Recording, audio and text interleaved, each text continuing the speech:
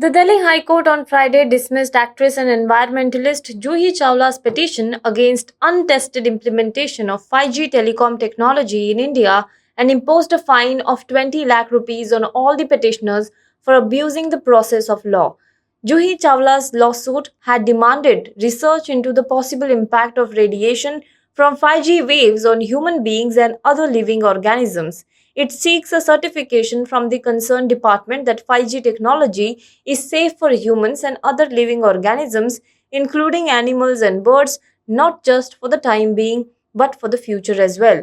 The court stated that Juhi Chawla had circulated the link to the virtual hearing on social media and the petition had been filed as an attempt to gain publicity.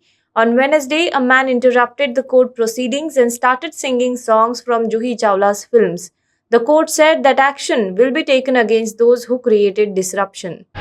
A lioness in Vandalur Zoo on the outskirts of Chennai is suspected to have died of COVID 19 infection. According to a press release issued by the Arinar Anna Zoological Park, Vandalur on May 26th, five lions housed in the safari park area of the zoo were reported to show loss of appetite and occasional coughing.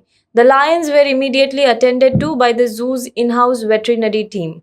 Moreover, on the request of the zoo authorities, a team of experts was also deputed by Tanuvas to help the veterinarians in the zoo to investigate the conditions of lions.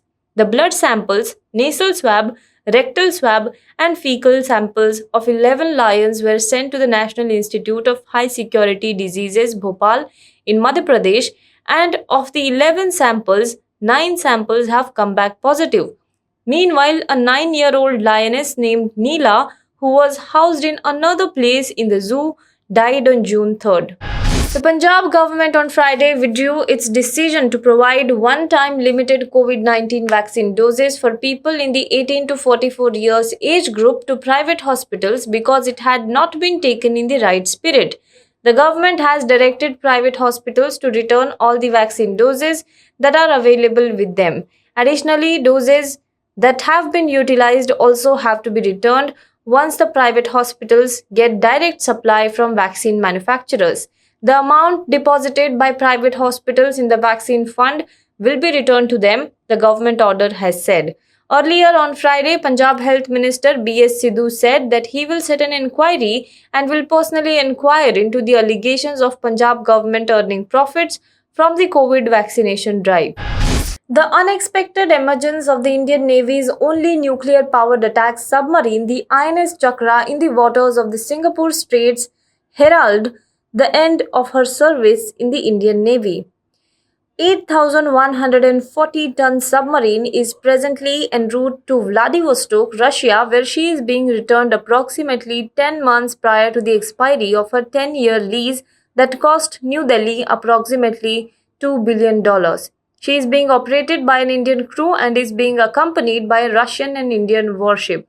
A submarine of the Russian Akula II class, INS Chakra, was commissioned into the Indian Navy on April 4, 2012 and was based in Vishakhapatnam. She was the second nuclear-powered submarine acquired by India from Russia bearing the name Chakra. The early return of the submarine became necessary because of her increasingly unreliable power plant and maintenance issues besides the overall condition of the vessel, which was extensively used by the Indian Navy to train crews on advanced nuclear submarines. A Make in India project worth Rs 43,000 crore to build 6 conventional submarines has been cleared by the Defence Acquisition Council, headed by Defence Minister Rajnath Singh, the government said in a statement today. The Defence Acquisition Council has approved a request for proposal for the project to be run under the Strategic Partnership Mode, the first such military hardware acquisition project under this model, according to the government. The government said the approval for the project will help India achieve targets in the 30-year submarine construction program. The first submarine under this project is not expected to enter service with the Indian Navy for at least another 7 years. Hello everyone. HW News English is 2 years old now.